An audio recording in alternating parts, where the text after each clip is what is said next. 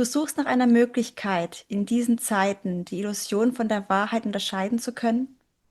Du bist nicht mehr ganz sicher, ob die Videos, die du anschaust, echt sind oder von KI entwickelt. Du hörst Stimmen, bei denen du nicht weißt, ist es ein Mensch oder ist es ein, ja, Computer. Dann habe ich genau das Richtige für dich. Ich wünsche dir ganz viel Spaß bei diesem Video, bei diesem Interview mit Karina Kaiser.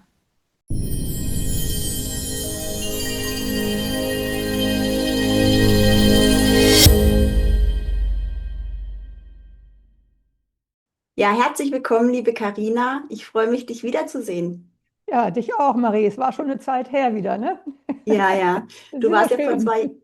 du warst ja vor 2 Jahren bereits bei uns und ich hatte die Möglichkeit, mit dir gemeinsam ein Gespräch zu führen. Und in dem Gespräch, da ging es um ein ganz spannendes Themenfeld, über das du berichtet hast. Ne? Ähm, Ja, Heute machen wir weiter und ich denke, du hast wieder einige eindrückliche Beispiele dabei. immer um euch schöne Dinge vorzuführen oder interessante Dinge zu verführen, ist mir eine Freude. Ja. Karina, du arbeitest mit der Enthüllung der inneren Sprache. Also, ja, so kann man das ja sagen. Was bedeutet das denn eigentlich? Ja, gute Frage. Was bedeutet es? Es bedeutet, dass während wir uns unterhalten oder reden oder sprechen oder singen oder irgendwie in eine verbale Kommunikation gehen, dass aus dem unbewussten Raum sich dort auch Aussagen zeigen, die Bezug nehmen auf das, worüber wir sprechen. Und man kann das enthüllen, hence Enthüllung der inneren Sprache, indem man eine aufgenommene Sprache rückwärts ablaufen lässt, ja? Und dort zeigen sich in regelmäßigen Abständen dann unbewusste Aussagen, die Bezug nehmen auf das, worüber wir reden. Und das ist klar hörbar. Es braucht Übung, das zu hören. Und es braucht Schulung, das zu hören, weil das Ohr möchte gern aus allem, was es hört, einen Sinn machen. Und daher ist die Gefahr, da rein zu projizieren, was ich gerne hören möchte, um mich bestätigt zu fühlen, sehr groß. Ja? Und daher gibt es strenge, wie sagt man, Kontrollpunkte, um ein wahres Sprachreversal, und diese Aussagen, der Fachbegriff dafür ist Reversal, vom vermeintlich Gehörtem unterscheiden zu können. Ja, da haben wir also Kontrollpunkte, wo wir sagen können, ja, die Buchstaben sind da, die Silben sind da, das Wort ist da, die Abstände dazwischen sind wie in der normalen Sprache und so. Das ist qualifizierbar als ein Reversal und das vielleicht nicht. Ja, und dann wird da selektiert, bewusst selektiert, dass auch das, was gehört wird, wahrlich zu hören ist. Und das ist wichtig. Und was auch wichtig daran ist, ist die Sprachergänzung eben, die Deutung dessen, was sich da zu Wort meldet, ja, dass es Bezug nimmt auf genau das, worüber ich gerade rede und nicht auf was anderes. Verstehst du? Mhm. Ja, ja. Ja, es ist ja schon, was haben wir denn jetzt? Es ist ja schon 45 Jahre im Umlauf.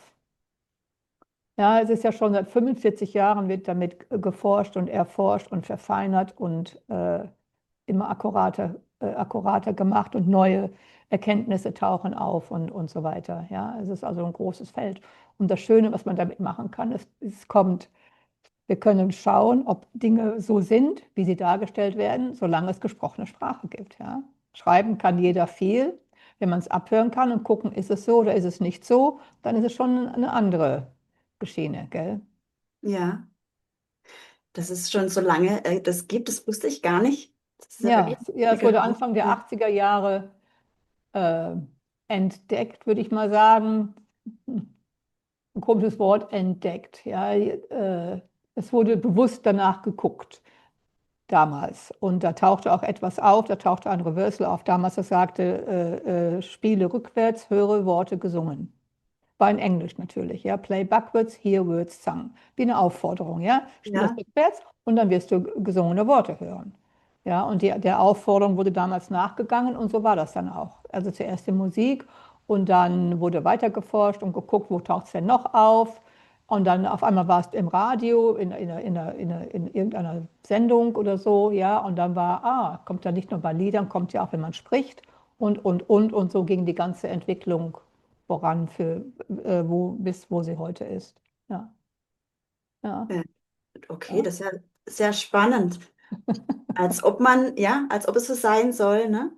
Ja, und weißt du, ich habe damals, es ist ja die Frage, wieso hören wir das erst jetzt? Taucht das erst jetzt auf?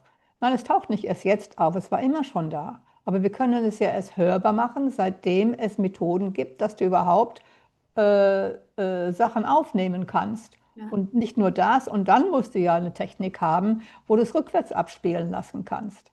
Und das ging ja Ewigkeit. Das ging ja bis zur Erfindung des Kassettenrekorders oder so oder Tonband oder irgendwas, ging es ja gar nicht. Mhm. Ja, und ich habe damals, ich weiß noch damals, ich habe dann gesucht, wann ist denn die erste Tonaufnahme? Und einer der allerersten Tonaufnahmen waren von Thomas Edison, 1877, der da auf seinem Grammophon drauf, ein Gedicht drauf gesprochen hat. Das habe ich mir angehört, das habe ich dann rückwärts abgespielt. Natürlich war die Tonqualität nicht besonders von so einem Gerät, ja. Und es sagte auch nichts Weltumbewegendes, Umwerfendes, Tolles, aber es sagte nur Man Hearing. Man hört. Ja, er nimmt was auf und man kann das hören. Wer war es nicht? Aber es hat mir gezeigt, ja schau, da ist es ja auch schon. Also kann man davon ausgehen, davor, bevor es überhaupt aufgenommene Dinge gab, gab es das auch schon, nur wir hatten keinen Zugang dazu. Ja, Ja, und jetzt haben wir Zugang dazu. okay. Die Frage, die ich mir jetzt stelle, ist, wie kann denn so ein Phänomen überhaupt eintreten? Das würden wir alle gerne wissen. Das ist eine Frage, die sich auf eine Art beantworten lässt, die sich auf eine gewisse Art beantworten lässt vielleicht. Ja. Lange wurde gedacht, es ist das Unbewusste, was da spricht. Ja. Aber es ist nicht das Unbewusste. Das Unbewusste ist nicht Sprecher, Mhm. sondern es ist etwas, was sich durch uns hindurch meldet.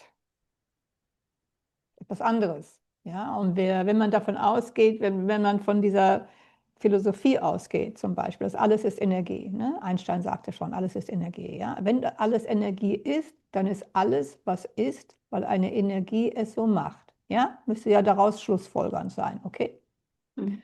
Dann ist alles, was Macht ist, Gedanken, Worte, Taten, you name it, ja? Alles, weil eine Energie es so macht. Dann kann ich Mhm. überlegen, je nachdem, was da für Reversals auftauchen, was für eine Energie ist das, die sich da gerade meldet, mit der ich in Verbindung bin. Es kann nur was kommen, mit der ich eine Verbindung habe. Womit bin ich verbunden, zeigt sich in dem, wie sich ein Reversal bei mir zum Ausdruck bringt. Ja, okay, verstehe. Ja? Und es gibt dann, wenn es Energie ist, wir bleiben mal dabei, einfach mal nur so stehen lassen. Ich behaupte hier nichts, ich sage, es kann so sein. Ja? Wenn es eine Energie ist, dann gibt es eine Energie, die etwas benennt, die benennt einen Zustand. Oder sie legt etwas offen, also sie gibt mehr Informationen und legt was offen, ein Muster, eine Struktur, ein Mechanismus. Oder sie fordert zu etwas auf.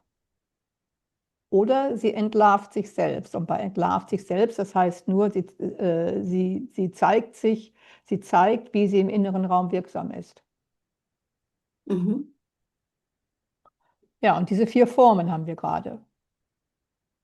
Ja. Und das ist jetzt noch relativ neu, dass wir auf dieser Ebene angekommen sind.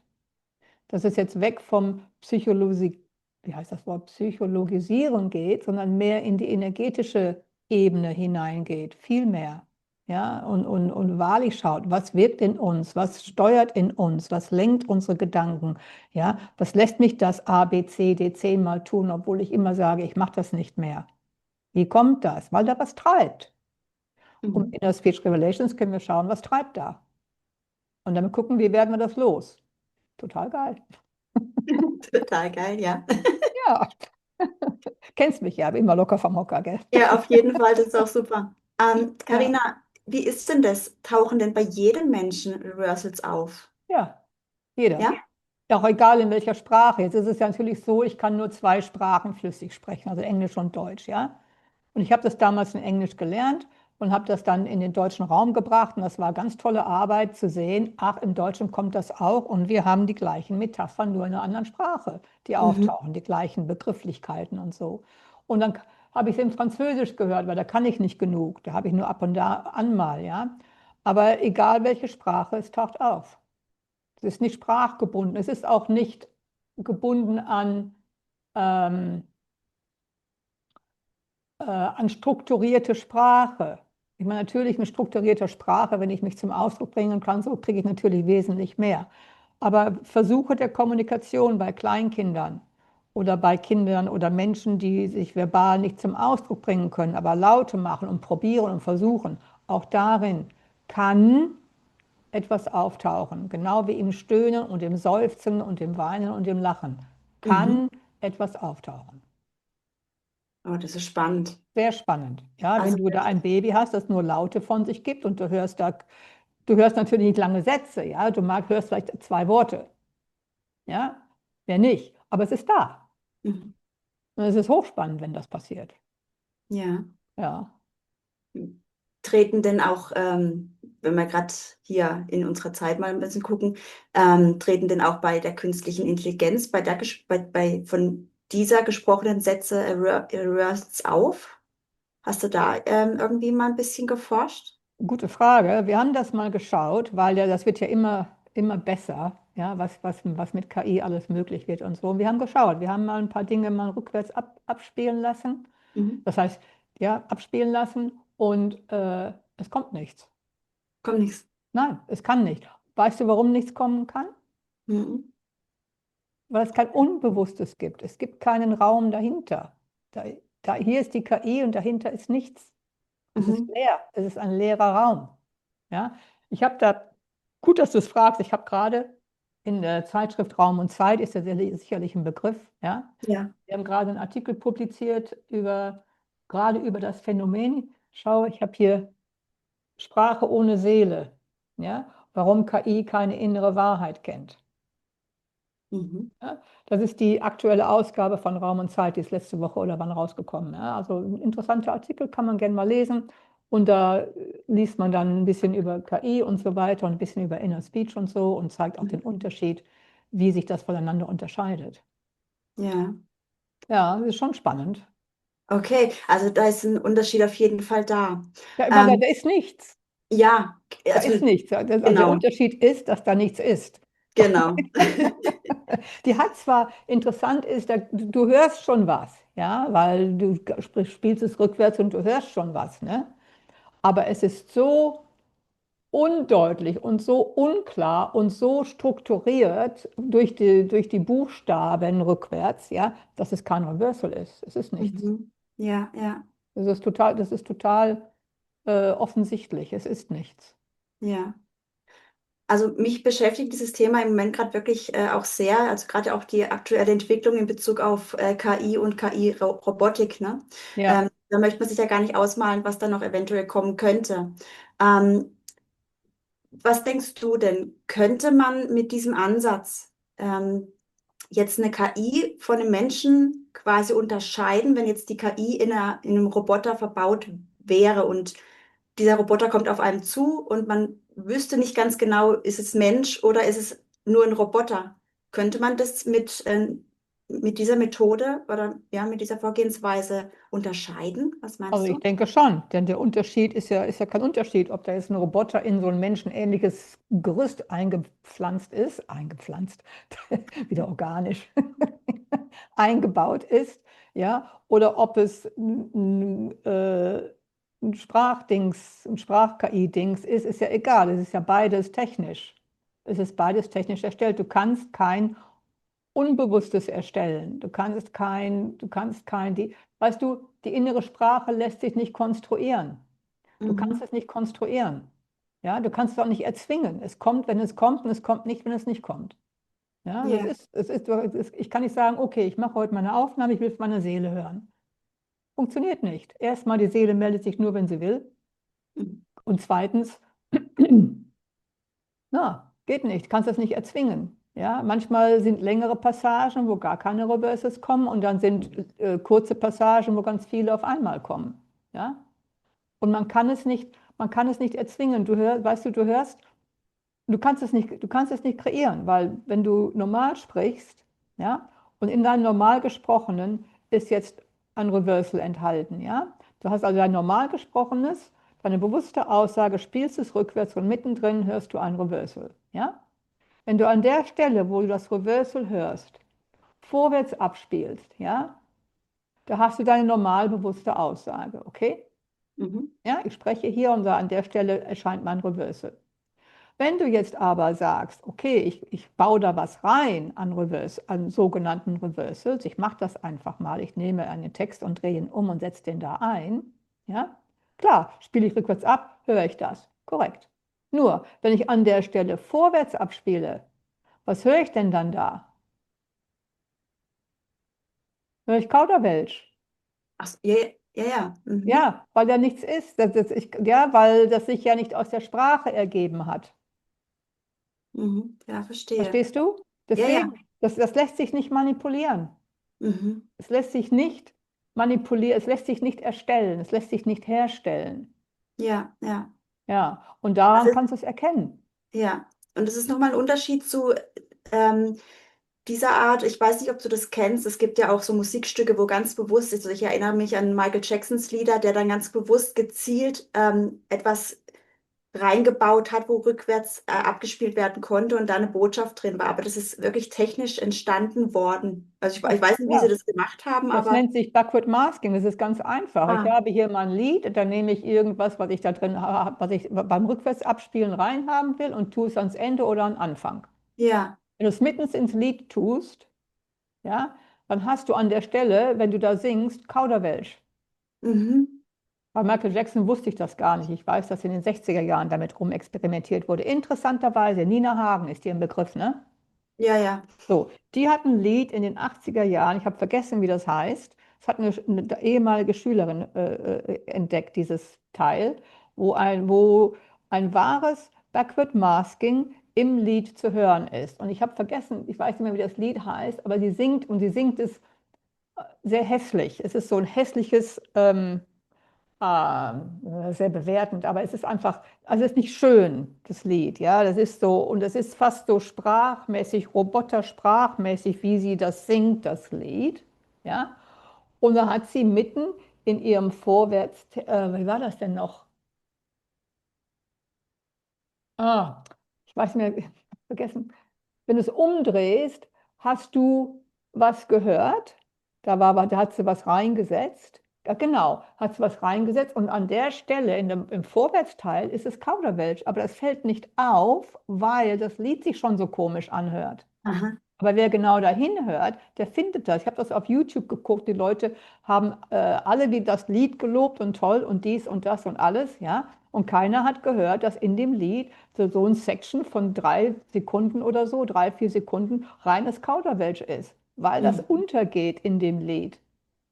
Das war total spannend und das war ein richtiges Backward Masking. ja, Ja, das ist interessant. nicht mit Reversals zu verwechseln. Ja, Backward Ja, Masking ist technische Manipulation und Reversals sind organisch auftauchende Aussagen aus dem unbewussten Raum.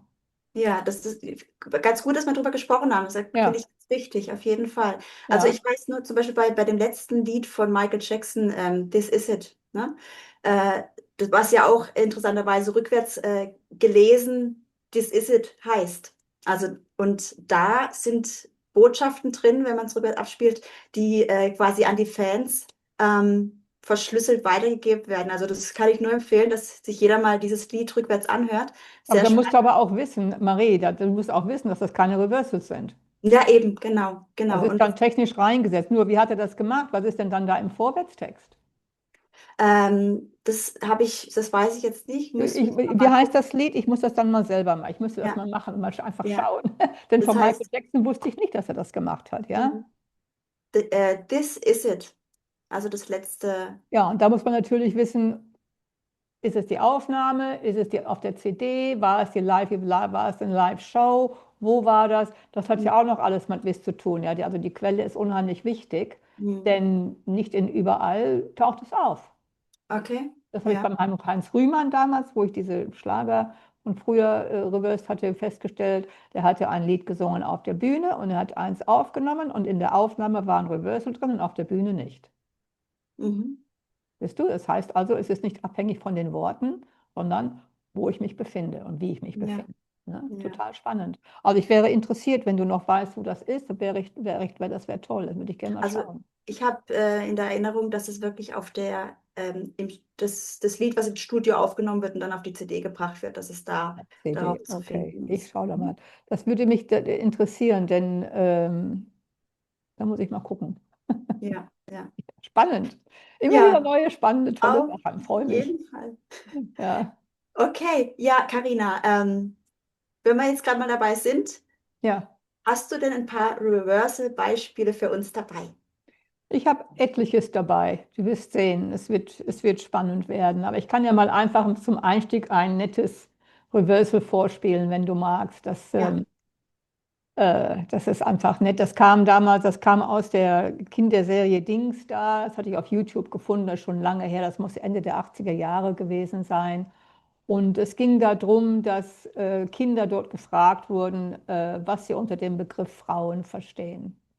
Mhm. Ja, und das sind alles kleine Jungs und die sind so zwischen 7 und 9 oder 10 Jahre vielleicht. Ja, oben fehlen die Zähne, also Grundschulalter. Süß, ne? Ja. Und da war dieses super nette Reversal. Ich mache mal einen Screenshare, dass ich das auch sehen kann und ihr das auch sehen könnt. Ja, das habe ich. Share, Screen, Share Sound. Siehst du was? Ja, es lädt gerade. Es lädt gerade. Okay, sag, wenn du was siehst. Jetzt. Okay, du siehst hier, muss ich mal ein bisschen weiter hier hochschieben, eine Tondatei und du siehst hier ein Reversal, wie wir es, ein dokumentierbares Reversal, ja, und wie wir das vorbereiten. Also, und hier der Anfang ist, kurz erklären, die bewusste Aussage, die längere bewusste Aussage, ja. Mhm. Dann hier in diesem Teil, dem ersten kleinen Teil, haben wir die Worte und Silben, aus denen sich das Reversal selber bildet. Das ist wichtig, das hilft uns, den Zusammenhang zu erkennen. Ja? Mhm. Vor allen Dingen, wenn wir lange sätze haben und so oder mehrere lange Sätze, da müssen wir schauen, okay, wo genau taucht das Reversal denn auf? Denn darauf bezieht es sich. Ja? Dann haben wir hier das geschnittene Reversal dreimal. Einmal in normaler Geschwindigkeit gespielt und man kann sehen, es ist nur umgedreht von da nach da. Ja? Kann man sehen, wie das Bild aussieht. Dann ist es etwas langsamer gespielt und noch etwas langsamer gespielt. Also jeder kann auf verschiedenen Ebenen besser hören und so haben wir halt drei. Okay? Mhm. Und hier am Ende nochmal, wie das Reversal im Kauderwelsch auftaucht. So dokumentieren wir alle unsere Reversals, um zu zeigen, da ist nichts manipuliert. So taucht das auf. Das ist einfach so. Ja? Mhm.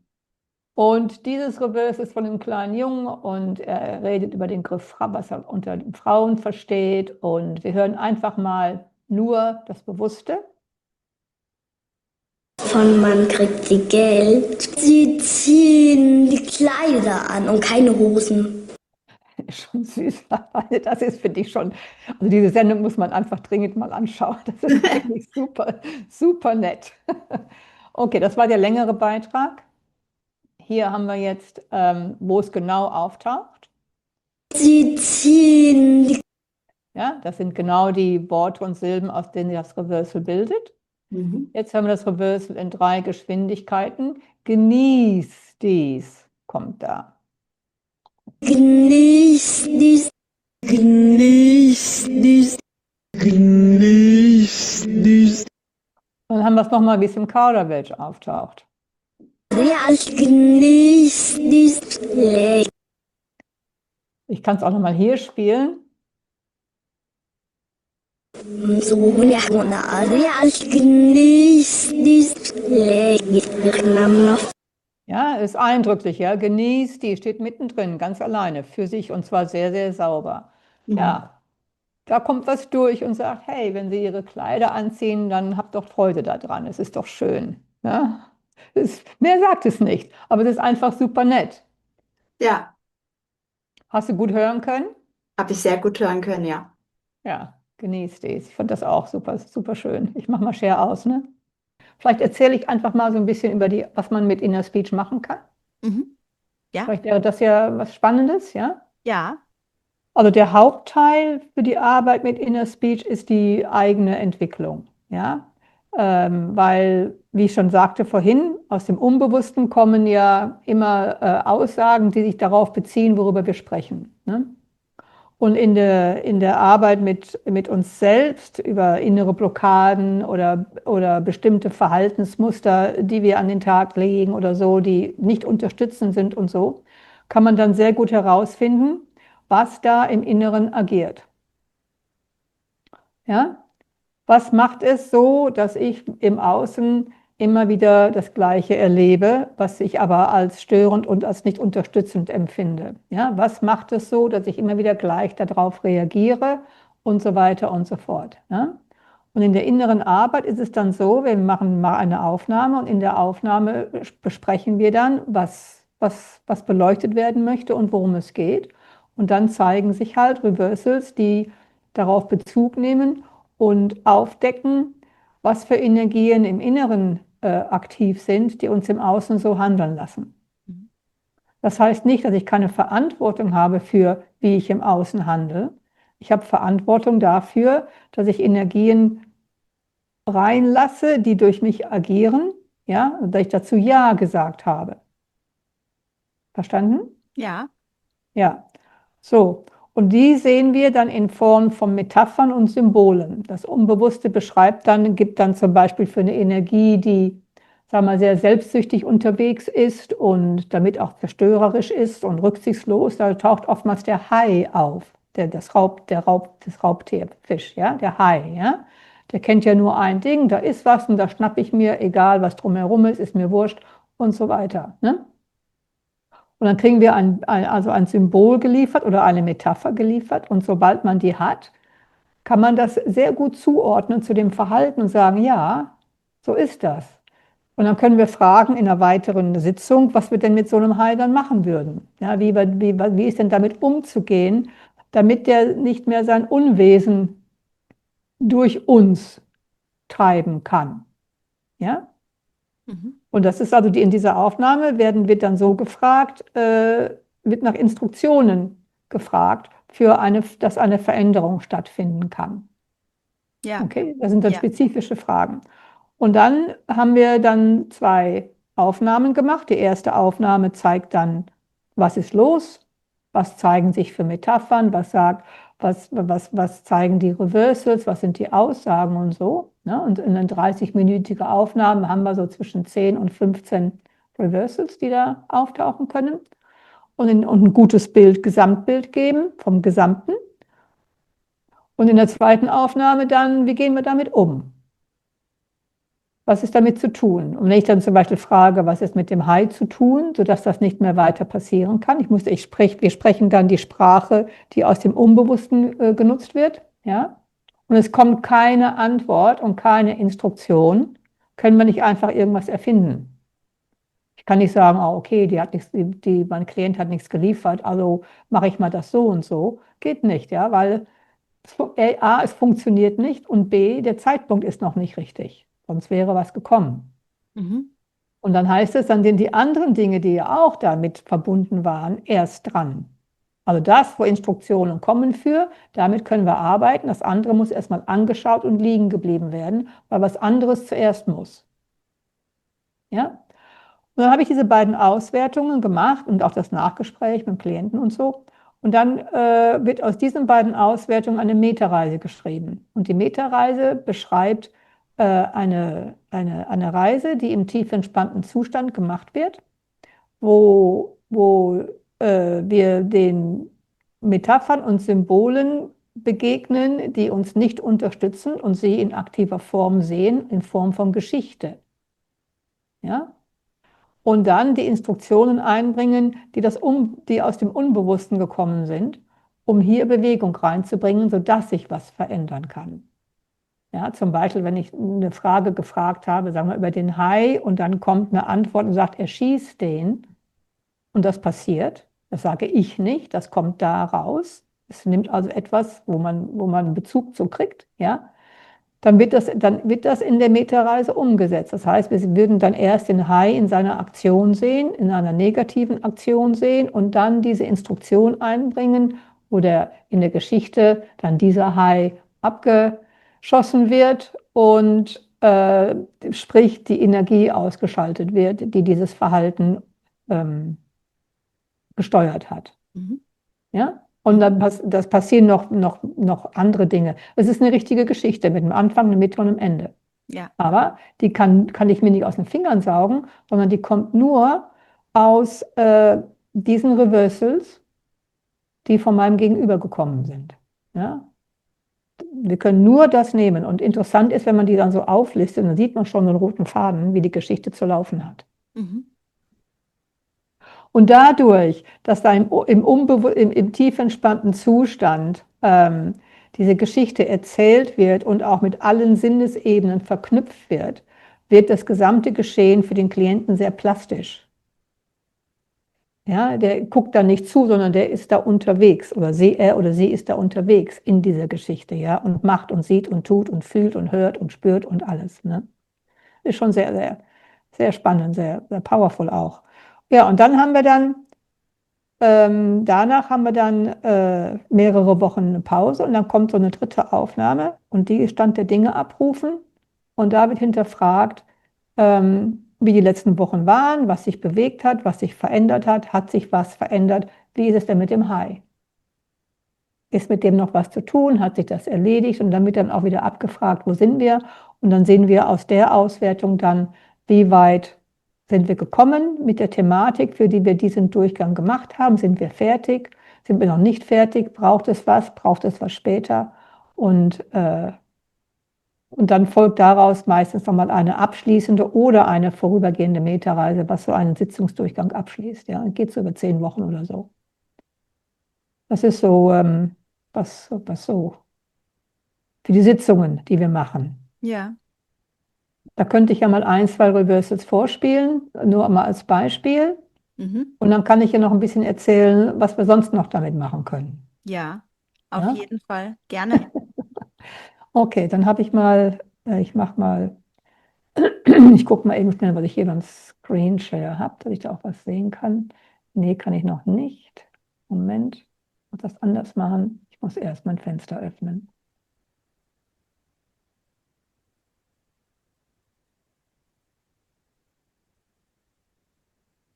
Na, gucken, ob ich die alle 3 öffnen kann. Nein, kann ich so nicht. Okay, wir machen das anders.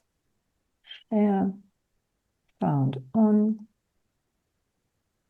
Okay, hier, das war eine sehr bewegende Sitzungsarbeit mit einem Klienten.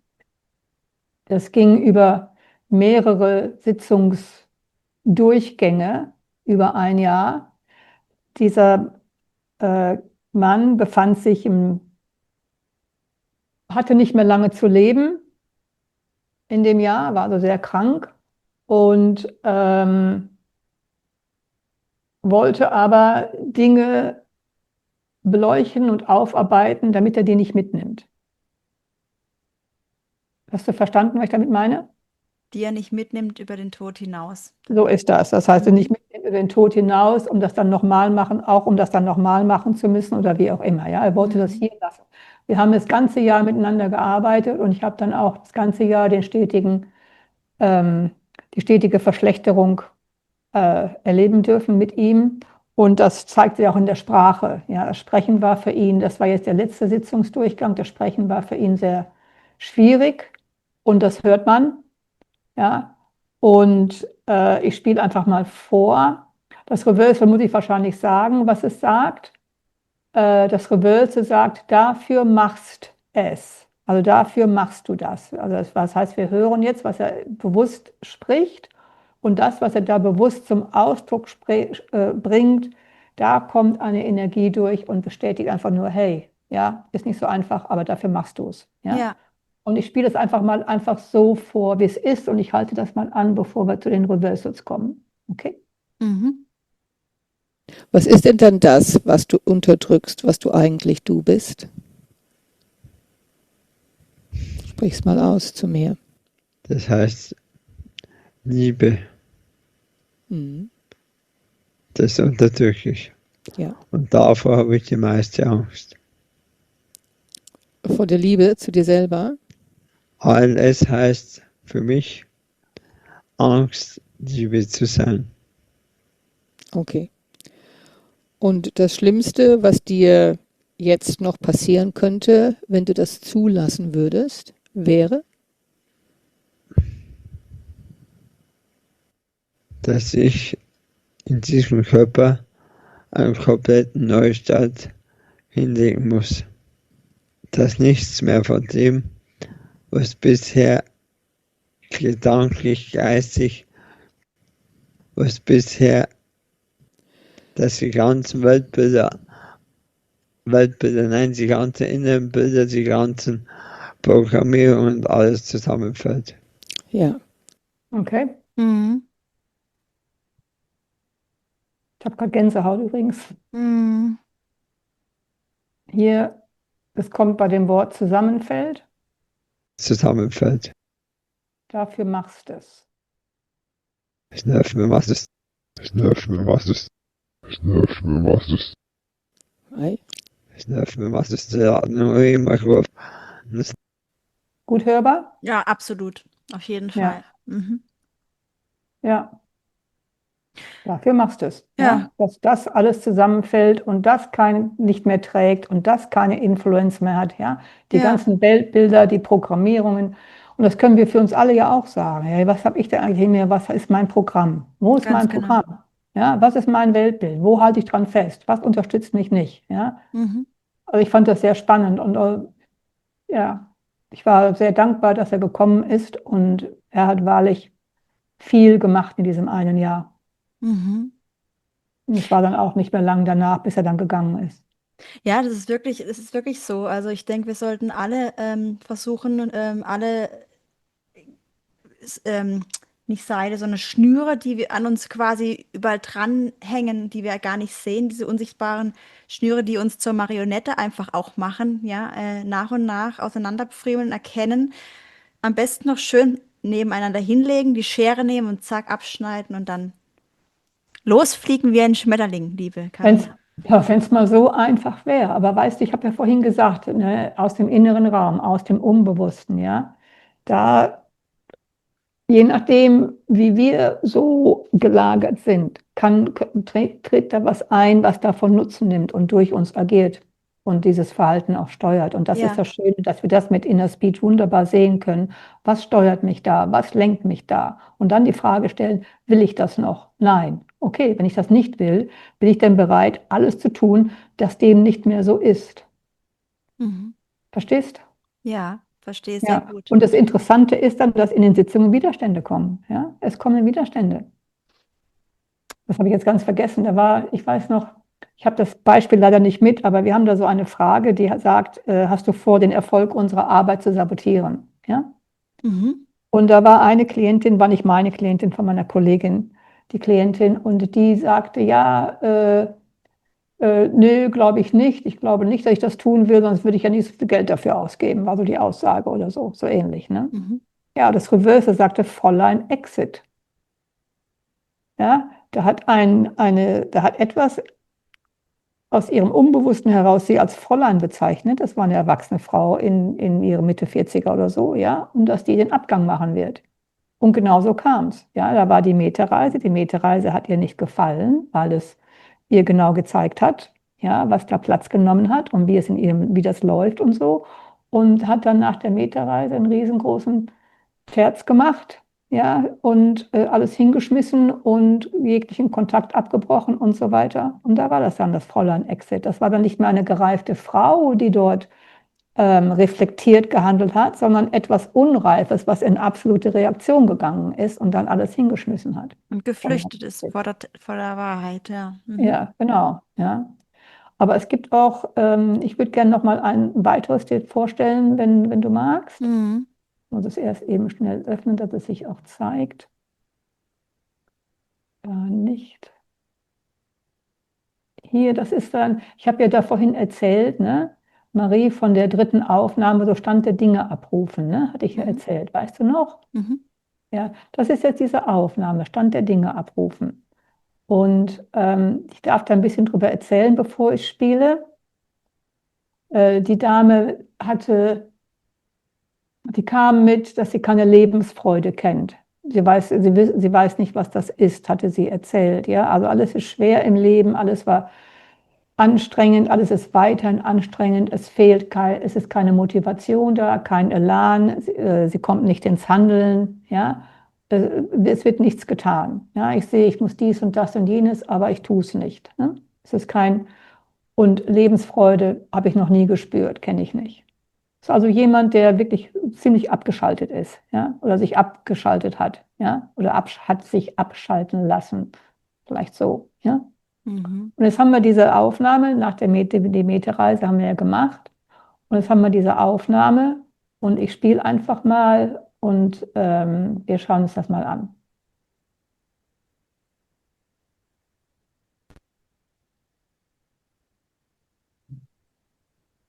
Das hat sich sehr gut angefühlt.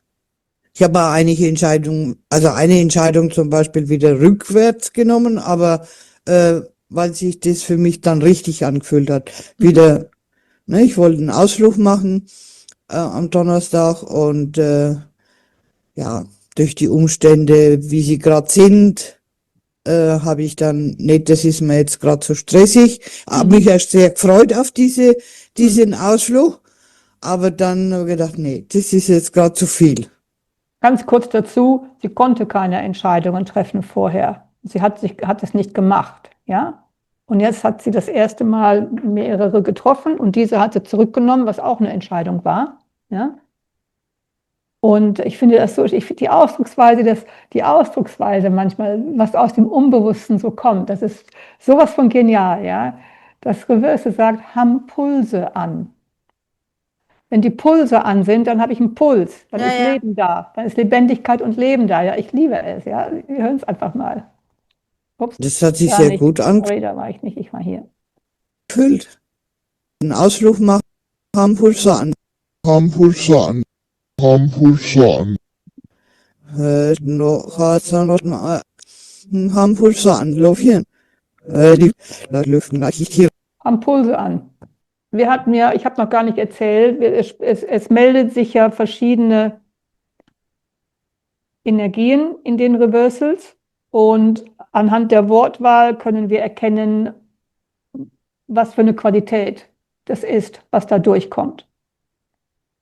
Ja? Mhm. Es ist nicht unsere innere Stimme, die sich da meldet. Es meldet sich es melden sich die Dinge, denen wir Raum gegeben haben in unserem unbewussten Raum. Ja? Die kommen zum Vorschein. Okay. Und ab und an meldet sich die Seele. Und die Seele ist speziell, weil sie meldet sich mit Namen an. Sie sagt Seele. Und dann sagt sie etwas. Sie sagt nicht die Seele, meine Seele, deine Seele. Dann das ist, wenn etwas über die Seele spricht. Mhm. Aber die Seele selber kommt immer nur mit ihrem Namen. Mhm. Ja, und macht dann einen Kommentar. Und sie gibt keine Ratschläge. Sie sagt nicht, was zu tun ist. Sie benennt Wahrhaftigkeit. Mehr nicht. Ja. Ja, die hat keine Agenda. Nichts. Ja, wie zum Beispiel Seele sieht. Ja, oder so, ne? Und dieses war mal anders, ein bisschen. Ich muss es eben schnell öffnen. Das nicht.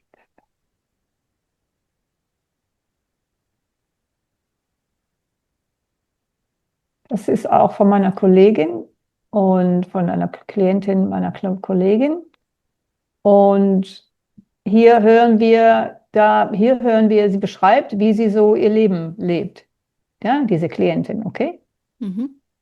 Ich sag, Nein, es hängt mit dem zusammen, es hängt wirklich mit dem zusammen, wo ich mir denke, und das habe ich ja lange in meinem Leben auch praktiziert, dass ich um des Friedens willen einfach immer nachgeben habe. So, es geht darum, im ganzen Leben hat sie praktiziert, dass sie des lieben Friedens willen nachgibt. Ja, also sie steht nicht. Ne? Mhm.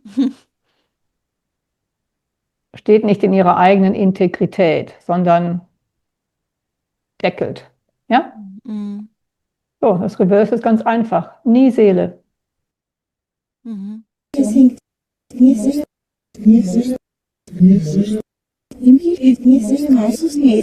Es ist ein bisschen schnell und es ist überlagert, weil ein bisschen übergesprochen wird. Dennoch ist es wahrnehmbar. Nochmal. es hängt Nie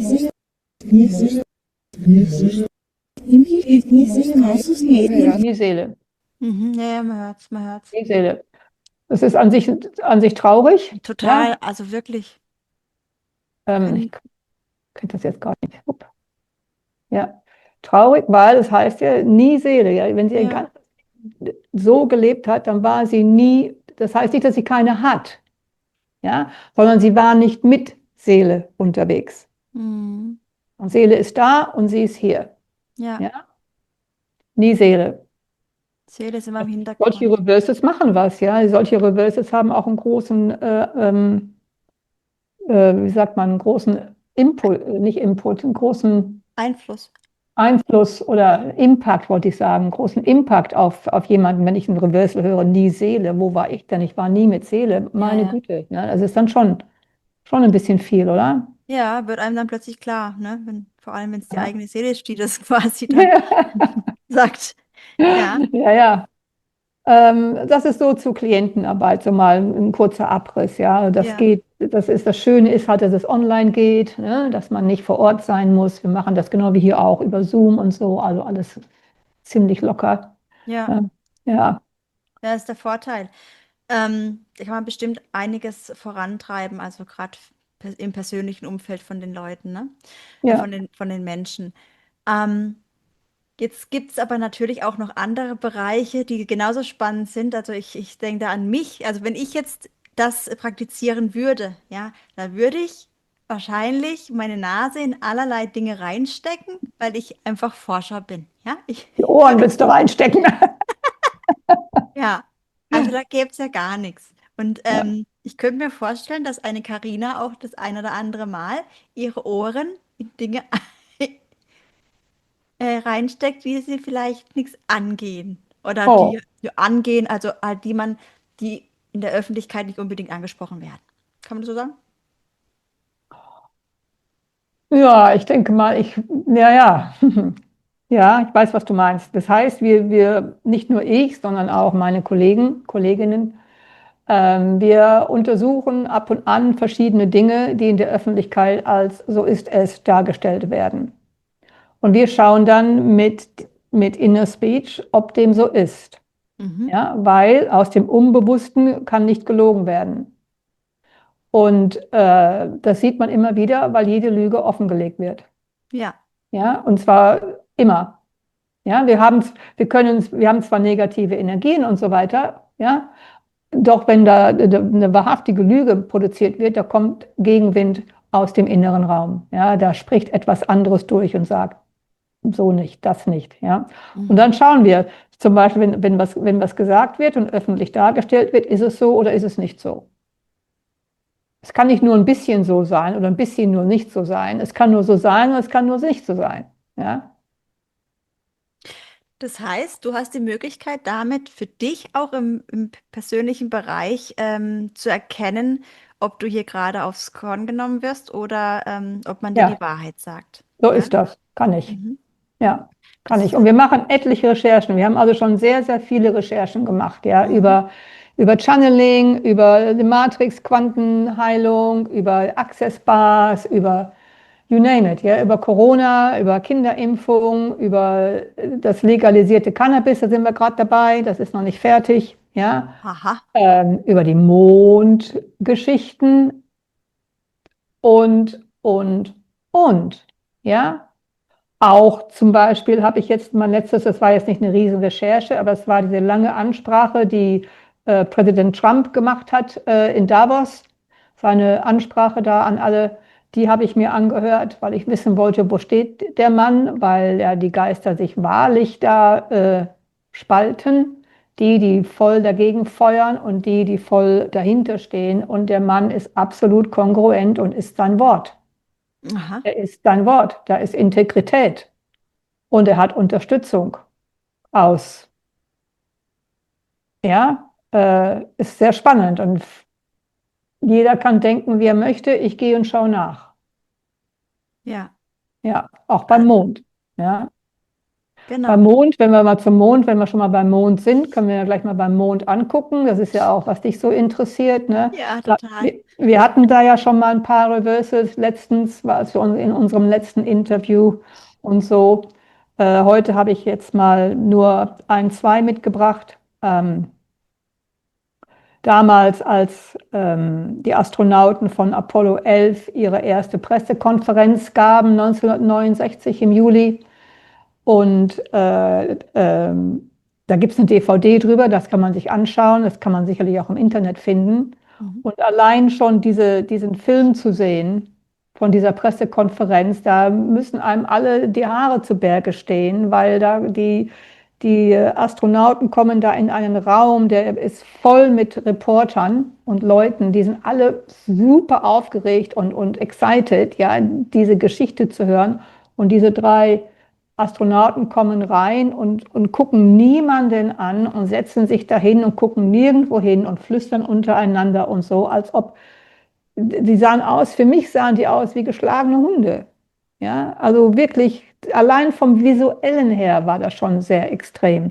Und ich habe ja damals diese ganze Recherche gemacht, hatte ich dir damals ja schon erzählt, Marie, damit ich sagen konnte, ja, die waren auf dem Mond, weil ich das ja mit meiner Oma damals ja auch gesehen hatte, habe ich im letzten Interview schon erzählt. Ja. Und dieses war das erste Reversal, was ich gehört habe, was ich jetzt mal vorspiele. War das allererste Reversal, was ich je gehört habe. Und interessanterweise ist es Neil Armstrong und er ist der Erste, der spricht.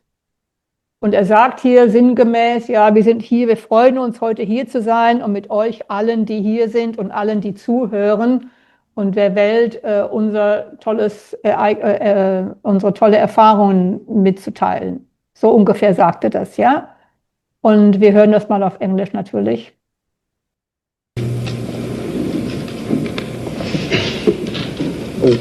We all here and the people listening in today had the opportunity to share that adventure over its developing and unfolding in the past months and years.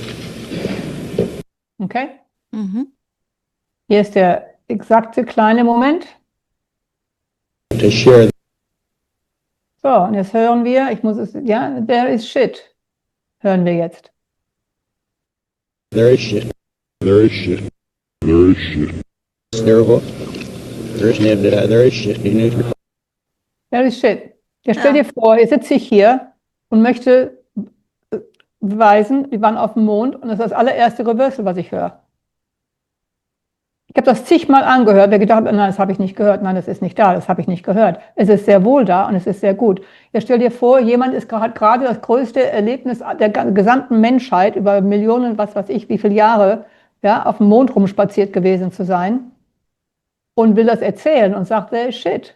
Mhm. Macht für mich keinen Sinn, ja? Nee, man könnte natürlich jetzt sagen, okay, das ist jetzt Zufall und vielleicht aus Versehen, aber du hast ja da einige Beispiele, die das Ganze dann unterstreichen, ne? Dass es Ja, aber wie kann scheiße ich denn war. sagen, wie kann ich denn sagen, wenn ich sage, das Reversal ist da, das Reversal ist da, das Reversal ist da, bei der Klientin ist es da, mit der Seele höre ich das, da ist es da, bei den Kindern, oh, das ist Zufall. Ja, Das ist wie Leute sagen, ja, tolle Arbeit, da habe ich alles gehört, wunderbar, aber bei dem Mond, da hast du Unrecht, das weiß ich. Und ich sage dann, warst du dabei? ja, Ja, geht nicht. Entweder es ist so oder es ist nicht so. Ich kann nur sagen, weil das in mein Weltbild passt, ist es so. Das, was du da aufzeigst, passt aber so in mein Weltbild nicht rein und darum ist es nicht so. Hm. Nein, geht nicht. Ja, Ja, geht auf nicht. jeden Fall. Genau, sehe ich auch so. Ja, sehr schön. Und da haben wir noch eins, auch von Neil Armstrong. Das muss ich abspielen. Ich habe vergessen, worum es da geht, weil es ist so lang. Wo bist du? Hier. Ja. Das Reverse sagt my fraud, mein Betrug. Aber ich muss es erst abspielen, um kurz zu sagen, worum es geht. Ich weiß es nicht mehr. Mhm. During our flight to the moon, we flew through the moon's shadow. In fact, the moon was eclipsing the sun, and we took the opportunity to try to take some photographs of it, but our film was just not sufficiently fast to capture the event. However, this does show the brightest part of the solar corona. It extends several moon diameters. Also hier in dem letzten Teil hört man schon, die Stimme ändert sich. Ja? Auf einmal fängt er an, was runter zu leiern. Ja? Das letzte Stück hier. Im ersten erzählt er und hier ist er am Leiern. Ja? Das kann man gut hören, oder? Ja, das sieht man ja Ja. auch alleine beim Ding. Mhm. Ja, ich muss mal eben kurz hören. Our film Also er redet über den Film und die Fotos, die sie machen wollten und das eben leider nicht ging. Ja? So, und dann haben wir My Fraud. Our film, my fraud, My fraud. My fraud. though it's have ships not such my fraud, the was higher good Zack. Mitten im Kauderwelsch hört man es wunderbar, My Fraud. Ja? Ja. War das jetzt der gleiche Mensch? Neil Armstrong, Ja. 1969. Erster Mann auf dem, wo immer. Mhm. Ich habe noch eins, das ist ein bisschen schwieriger zu hören, weil es ist wahnsinnig schnell. Da gibt es eine Dokumentation. Ich sehe dich gerade nicht. Wo bist du denn? Warte mal. So, hier. Da gibt es eine Dokumentation, Astronauts Gone Wild, heißt diese Dokumentation, die von dem investigativen Journalisten Bart Sibrel gemacht wurde vor vielen Jahren. Und der hat die Astronauten alle aufgesucht und sie gebeten, doch auf die Bibel zu schwören, dass sie auf dem Mond waren. Der hat die alle von allen Apollo-Missionen aufgesucht, ja, also alle verschiedene. Übrigens hat keiner auf die Bibel geschworen, übrigens, dass sie auf dem Mond waren. Und hier ist es John Young von Apollo 10 und Apollo 16.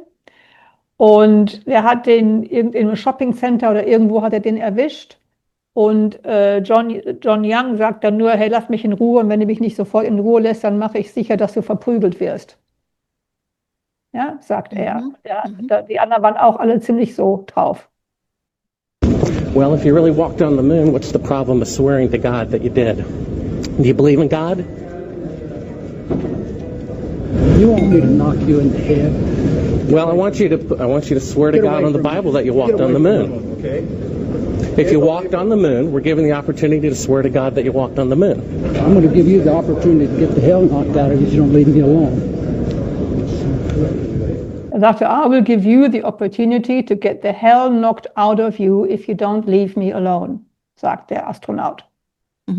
Übersetzt mal für die Zuhörer vielleicht ganz kurz. Wenn du mich nicht in Ruhe lässt, gebe ich dir die Möglichkeit, dass du die Hölle aus dir herausgeprügelt kriegst. Mhm. So ungefähr, ja, grob übersetzt. Hier die Worte. The hell knocked out of you, ja, die Hölle aus dir rausgeprügelt.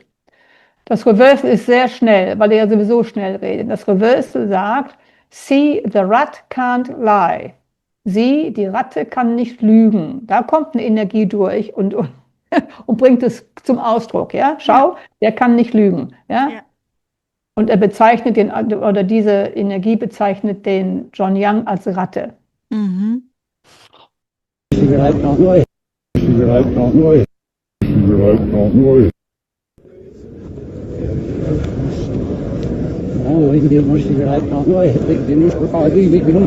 Ja? Sehr deutlich. Krass, oder? Ja, absolut. Ja, ja. Und da habe wir hatten ja das letztens auch, damals ja auch gespielt, Marie, weißt du noch, wo Neil Armstrong hat ja nochmal ein Interview gegeben im hohen Alter in Australien. Und da redet er ja auch drauf, was man da sieht, was man auf dem Monitor sieht, wo das Mondmobil landete. Ja, und das Reverse sagte, ja, und die NASA-Person sah man auch. Ne? Die waren auch schon da zur Begrüßung. Ne? Ja, War da nicht dieser komische Witz, dieser ja, nee, Versprecher? Wohnmobil habe ich aus Versehen gesagt. Weißt du das noch auf dem Wohnmobil? Wohnmobil. Oh, das war herrlich, gell? Ja, allein deswegen muss man das Video nochmal anschauen. Das war wirklich schön. Freudscher Ja, Versprecher. aber wir haben auch andere Sachen. Ich habe noch ein paar weitere Dinge mit. Ja, ich schau mal schnell, wo ist es denn? Wir hatten ja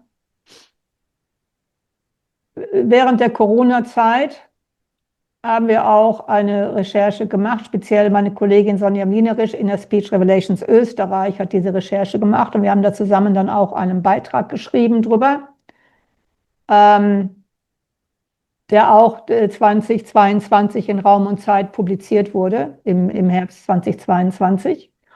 Und ich habe hier nur mal eins mitgebracht. Wir haben aber ganz viele Reversals und bei Sonja kann man das auf ihrer Webseite nachlesen, die Recherche auch anschauen und die Reversals auch hören. Ja? Und ich habe mal eins mitgebracht. Wir hören hier von dem Virusexperten Kremsner im 18. Dezember 2020 über die Nebenwirkungen, ob die Sorgen über die Nebenwirkungen berechtigt seien. Wir hören einfach mal, was der Virusexperte Kremsner sozusagen hat. Mhm. Soll ich es ein bisschen lauter machen oder ist es laut genug für euch immer? Also ich höre es gut. Okay. Was für Nebenwirkungen sind denn bei einer Corona-Impfung zu erwarten?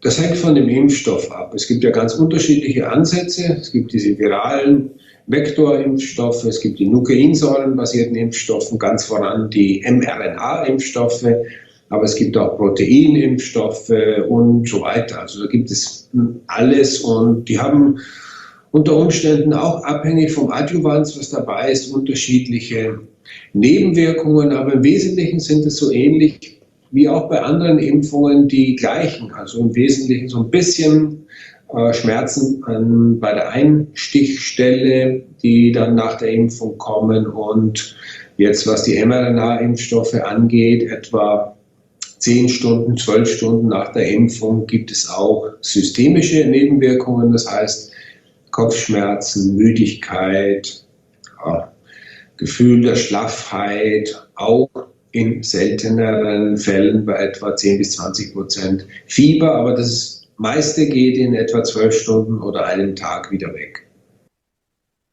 So, hier haben wir dann das, wo es auftaucht. Bei etwa Ich muss es ganz machen. Doch sterben, sagt das Reversal. bei etwa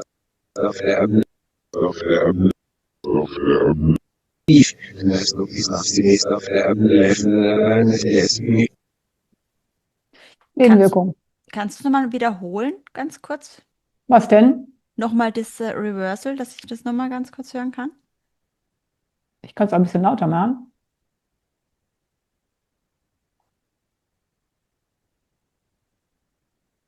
Doch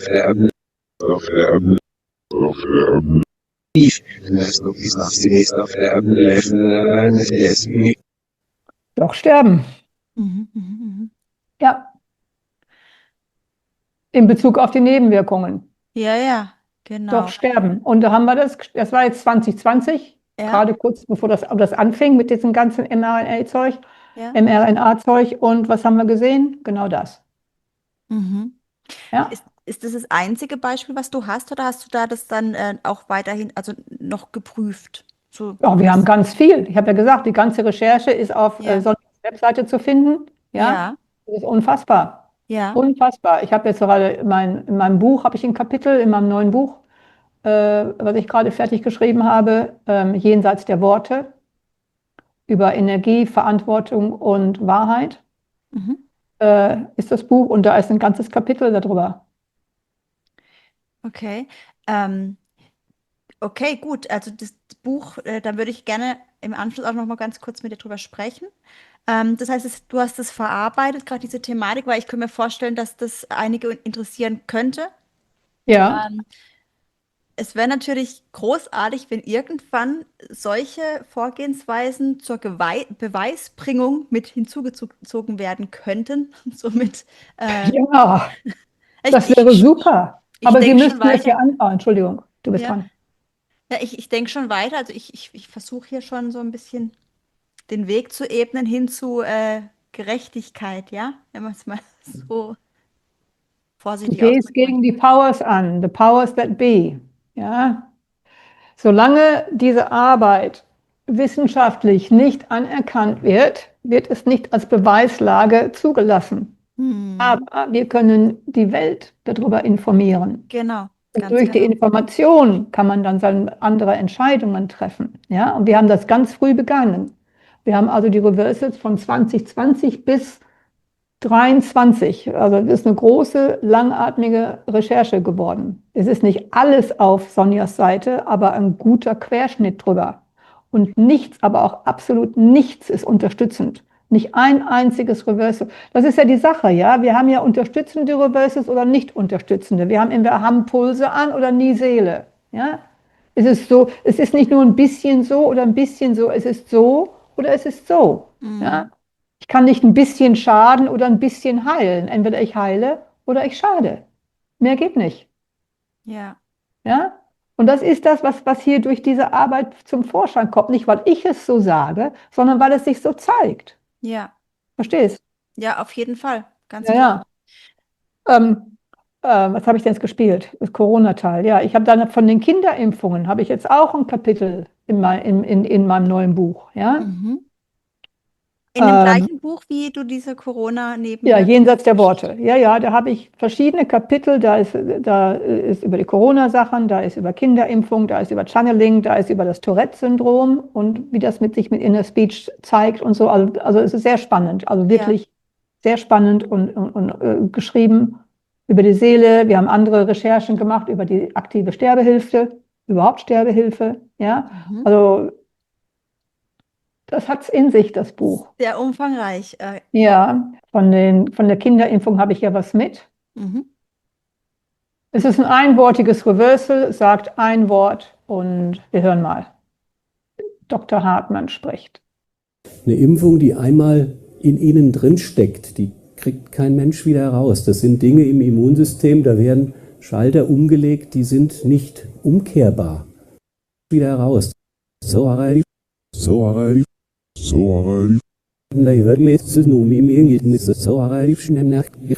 du gehört? Absolut, voll deutlich, ja. Was hast du gehört? Sauerei. Sauerei. Die kriegt man nicht mehr raus. Mhm. Das ist zum Thema Kinderimpfungen, ja. Da habe ich noch ein weiteres. Spricht ja für ihn, ne? Quasi. Da spricht etwas durch ihn, etwas durch ihn und sagt, es ist eine Sauerei, etwas in die Körper reinzuspritzen, das man nicht mehr rauskriegt. Genau. Ja? Mhm. Dann habe ich da noch eins. Da spricht ein kleines Kind. Und das ist an sich, das hört sich ganz putzig an, aber das Reversal hat es in sich. Das ist ein kleines Kind, das ist vielleicht 4, würde ich mir vorstellen. Tante geht zum Arzt, weil der geimpft werden soll. Im Wartezimmer sind noch mehr Kinder. Ja? Verstanden soweit, ja? Ehrlich gesagt nicht. Totte geht zum Arzt, weil er geimpft werden soll. Im Wartezimmer sind noch mehr Kinder. Ich spiele das nochmal, falls das nochmal. Tante geht zum Arzt, weil der geimpft werden soll. Im Wartezimmer sind noch mehr Kinder. So, hier, wo es auftaucht. Im Wartezimmer muss Pech haben. Muss Pech haben. Muss Pech haben. Muss Pech haben. Muss Pech haben.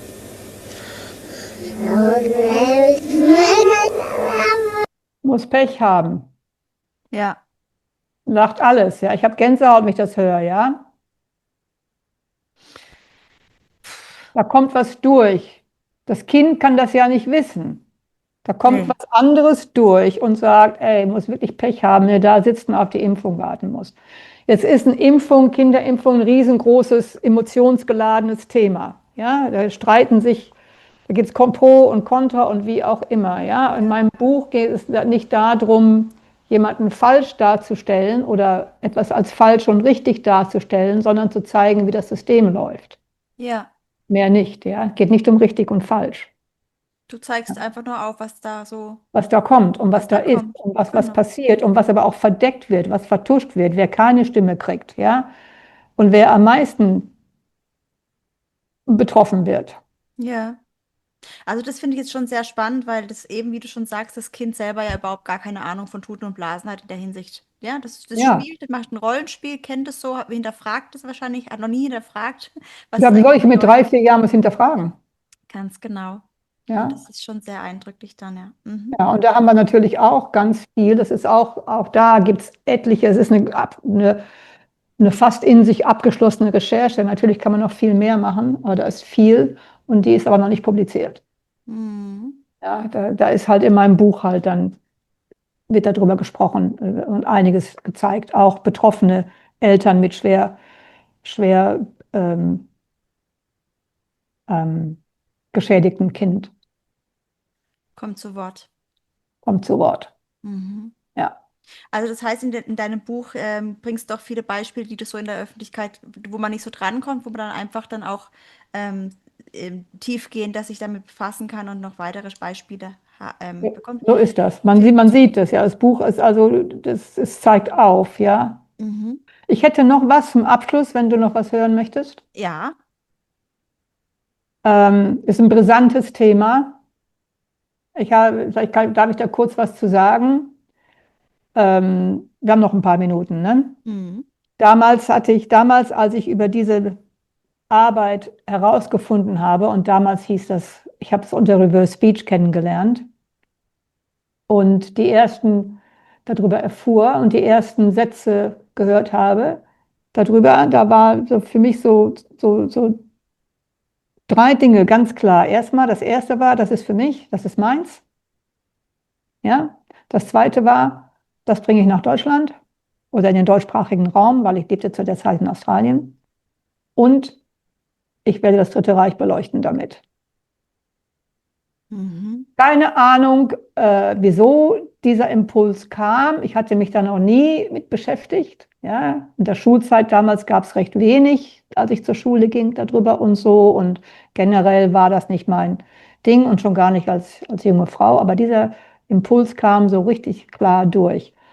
Und weil ich ja schon lange Jahre nicht mehr in Deutschland gewohnt hatte, hatte ich natürlich auch keine Ahnung, wie ich da jemals das machen sollte. Aber das war gar nicht im Vordergrund, dass ich keine Ahnung hatte. Und dann habe ich mein Studium beendet und habe dann, als ich das Studium beendet habe, hier für Inner Speech Revelations, innerhalb von weniger als 4 Wochen kam eine E-Mail von jemandem aus Deutschland, der sagte, du, ich habe gesehen, du hast da eine Webseite, das ist sehr spannend, was du da machst, ich würde gerne mal mit dir darüber reden. Das haben wir dann auch gemacht und so. Und dann kam da von dem, hast du schon mal im Dritten Reich nachgeschaut? Nee, aber bin hoch interessiert. Und dieser wunderbare Mensch der war hoch interessiert und der hat mir dann so viel Material zukommen lassen, wo ich überhaupt keine Ahnung hatte, wo ich das hätte je finden können. Und so fing das dann an. Und dann habe ich über Jahre das gemacht. Und dann war aber keine Zeit mehr zum Reflektieren mit ihm, weil seine Arbeit ihn so eingenommen hatte. Dann hatte ich niemanden zum Teilen. Und rauszugehen damit und das irgendwo reinzustellen oder auf YouTube habe ich mich nicht getraut. Dachte ich, nee, da weiß ich nicht, ob das so geht, ja, was da passieren könnte und so. Und dann habe ich das dann für mich archiviert und nicht abgehackt, aber weggetan. Hatte also all dieses Material und nie benutzt. Ne? So, und dann Anfang letzten Jahres hatten wir wieder ein internes Forum mit Inner Speech Analysten und Coaches und Studenten und so. Und da hatte ich mir überlegt, ich mache mal einfach mal eine kleine PowerPoint-Präsentation, mache mal einen Querschnitt davon. Weil die müssen ja alle eine Recherche vortragen im Forum und ich hatte noch keine vorgetragen. Und dann habe ich mein Material rausgesucht und habe da eine kleine PowerPoint-Präsentation gemacht, die letztendlich gar nicht so klein war. Und einen Querschnitt gemacht und und das dann auch vorgetragen und die Resonanz war immens, weil es hatte noch kein Mensch diese Sachen gehört, die ich da alle gehört habe und dokumentiert habe, aus allen möglichen Bereichen, quer durchs Beet, ja. Und da habe ich gedacht, da ist meine PowerPoint-Präsentation, da ist mein Buch. Da ist das Buch, jetzt ist der Zeitpunkt. Und dann habe ich letztes Jahr das Buch geschrieben über Inner Speech und das Dritte Reich. Ich habe es benannt, das verborgene Echo. Die zweite Stimme des Dritten Reichs ist der Titel. Und habe da mal einen ganzen Querschnitt über alles Mögliche aus der Zeit mal geschrieben, dargestellt, aufgeführt, reflektiert und so weiter und so fort. Und das Buch muss ich gerade überarbeiten, weil durch das Jenseits der Worte haben sich neue Sichtweisen ergeben, wo ich jetzt in dem verborgenen Echo bestimmte Sachen anpassen muss. Nicht geschichtlich, sondern in dem, wie die Reversals betrachtet werden. Und da bin ich jetzt auch fast mit fertig. Also im Prinzip habe ich 2 fertige Bücher, die jetzt einen Verleger wollen. Ja. Und da wollte ich dann mal gucken, ich habe da 2 Reversals mitgebracht heute von Traudl Junge. Traudl Junge war Hitlers letzte Sekretärin, auch anwesend im Führerbunker die letzten Tage da in Berlin und so. Auch zu dem Zeit, wo Hitler sich dann umgebracht hat und so. Und sie hat 2001 eine Dokumentation gemacht, Im toten Winkel heißt dieser Film, und erzählt über die Zeit. Und da habe ich dann einfach nur mal 2 oder so Reversals mitgebracht, nur mal zu gucken, was sie erzählt und was da kommt. Ist es auch spannend. Ja, davon gehe ich aus. Gar nicht lang später kam die Frau Goebbels mit den 6 Kindern. Die Kinder fröhlich, haben sich gefreut, dass sie beim Onkel Hitler sein dürfen. Die Kinder. Ja, das war dann auch, alle verabschiedeten sich vom Hitler, ja? Die Kinder vernichtet. Ist ja auch wichtig, vernichtet. Was hörst du? Vernichtet. Ja. Du weißt darum? Du weißt, was da passiert ist? Nee. Du weißt, wer Goebbels war? Das weißt du, wer das war? Ja, ja. Der Reichspropagandaminister, ja? Ja, genau. Die hatten 6 Kinder, er und seine Frau. Ja. Und weil sie nicht wollte, dass die Kinder in einem nicht nationalsozialistischen Deutschland aufwachsen, die hat die ganzen Kinder vergiftet. Ja, und die umgebracht, Geschichte. vernichtet. Ja, also ein Wort. Gott. Bin ich noch am Scheren? Nö. Nee, das war mal 1. Dann habe ich noch 1.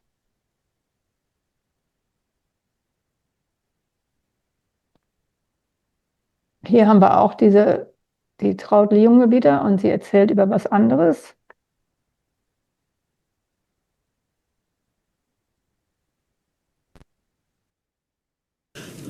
Dann hat die Eva Braun gesagt, die bekam plötzlich so einen Treuekomplex. Wo ist denn der Speer? Der Speer ist doch dein Freund, der gehört doch an deine Seite in dieser schweren Zeit. Und dann hat er gesagt, naja, schau Kind, der Speer hat wichtige Aufgaben außerhalb zu erfüllen.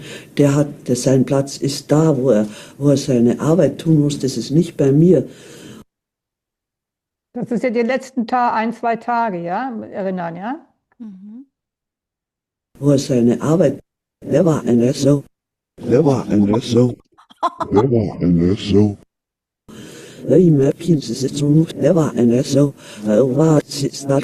geht es um den Speer, den Albert Speer, ja? Ja, die wird ja voll beleidigend.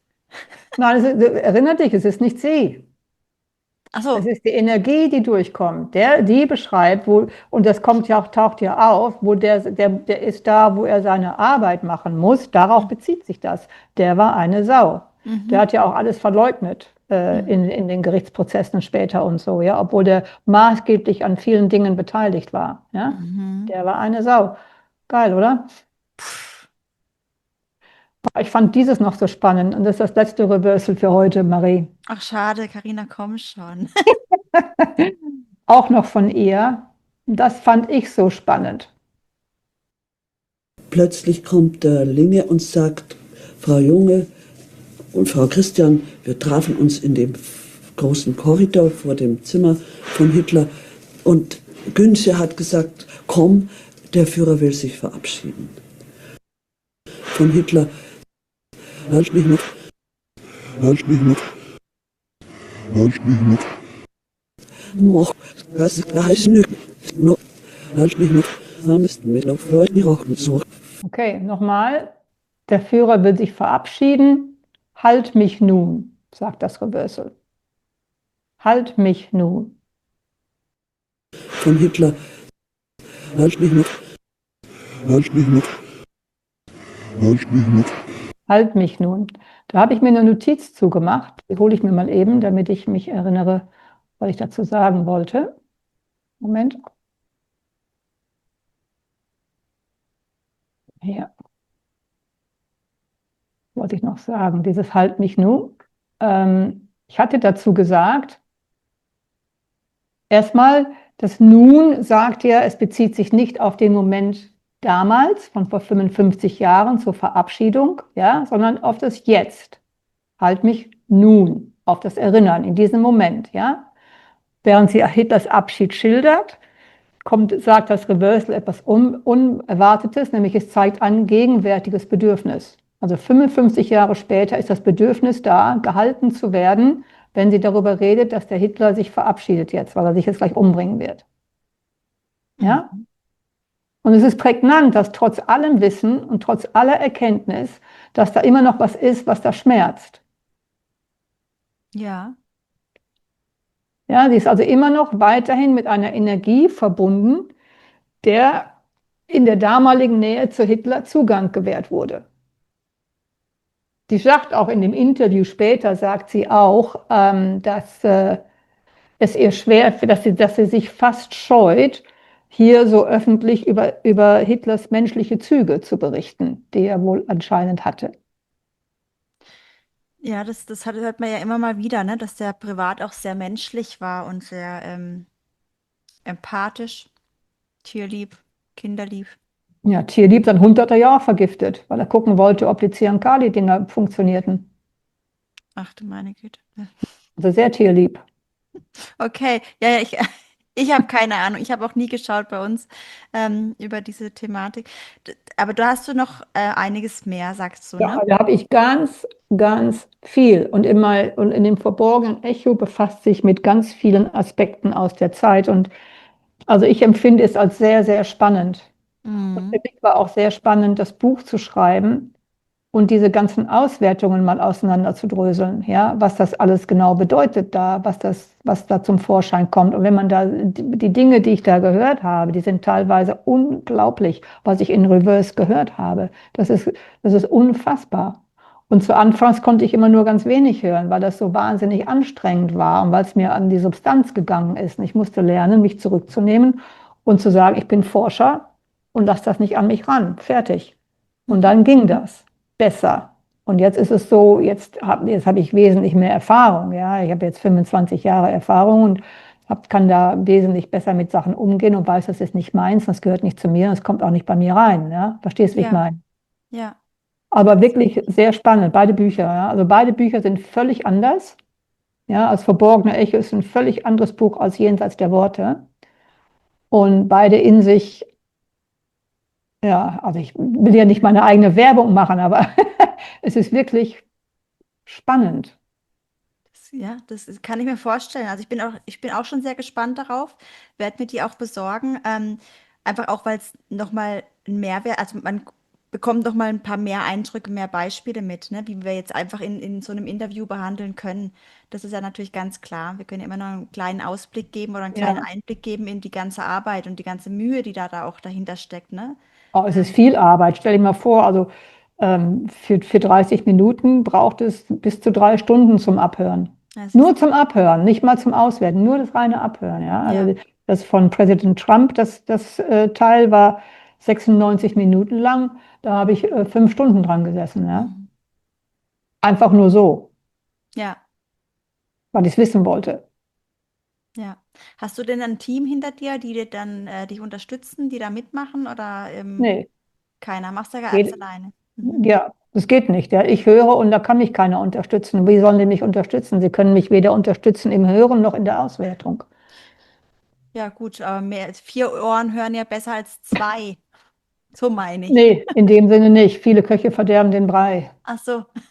Ja, das Ja. stimmt auch wieder. Die Recherchen, also meine Kolleginnen und Kollegen, die machen ihre Recherchen danach, wo sie sich hingezogen fühlen, ja. Mhm. Also für das verborgene Echotal zum Beispiel, da ist kein Interesse bei denen, das weiter zu verfolgen, ja. Es war interessant, das mal zu sehen, aber sie sind nicht interessiert, das ist nicht ihr Forte, ja. Ich habe eine Kollegin, die hat 2 kleine Kinder, für die ist das die Kinderimpfung sehr, sehr, sehr wichtig gewesen, um zu schauen. Ja, dann habe ich eine andere Kollegin, die hat auch ein Interesse und ihr Interesse ist zum Beispiel, ist die Erde hohl oder ist die Erde flach oder ist die Erde rund? Ja, und recherchiert da. Auch ein gutes Thema, ja, weil da sind ja auch viele, die glauben, die Erde ist flach und die meisten denken, die Erde ist rund. Ja, und okay, sagt sie, soll ich das mal machen? Ich sage, ja, mach ruhig, schau, was kommt. Das sehen wir dann, ja, mal gucken. Also jeder hat da so seinen eigenen Interessenbereich und deswegen kommen dann auch solche Recherchen dann zum Vorschein. Ne? Mhm. Ja, hochspannend. Also ich wüsste ganz genau, in welche Richtung ich ginge, auf jeden Fall. Welche denn? Ja, in Richtung Forschung der Vergangenheit, auf jeden Fall in Hinsicht auf, Ja, wo sind wir eigentlich, ja, ja, worauf sind wir, warum sind wir, lauter solche Themenfelder. Ja. ja, spannend, alles spannend. Und das Schöne ist, weißt du, Marie, wir können das alles recherchieren und gucken, ob es so ist. Und das ist es doch. Und mit dem Wissen, dass aus dem Unbewussten keine Lüge unterstützt wird, macht das total prägnant für die gesamte Gesellschaft und die gesamte Politik und die gesamte Regierung und alles, was damit rumläuft. Das Gesundheitssystem, you name it, alles. Ja, und ich denke, das wird irgendwann noch ziemlich wichtig werden. Ja, Denke ich deswegen auch. bin ich dir auch sehr dankbar dafür, dass du heute jetzt bei uns warst und Ja, das Thema auch vorgestellt hast, dass die Menschen schon mal damit in Berührung kommen und wissen, ah, das gibt's ja und so etwas ja, gibt's und dann liegt es an jedem Einzelnen selber dann weiter zu recherchieren und mal zu gucken, ja, was die Welt quasi dann noch bietet, außer den Mainstream. Ja, so ist das. Und weißt du, schreiben kann jeder. Lass uns abhören. ja, Lass uns schauen, ist es so, gell? ja, ganz genau. In diesem Sinne, herzlichen Dank, Karina. Es war wieder Gerne, schön mit dir. gerne. Ja, Und ja, immer wer wieder, weiß. Marie, immer wieder Ja, gern bei dir. Ja? ich denke, das war nicht das letzte Mal. Nee. Ja, und für euch da draußen, vielen herzlichen Dank fürs Zuschauen, fürs Zuhören und wir sehen uns bei einem nächsten Video. Macht's gut. Mach's gut, Ciao, Karina. Marie. Ciao, ciao.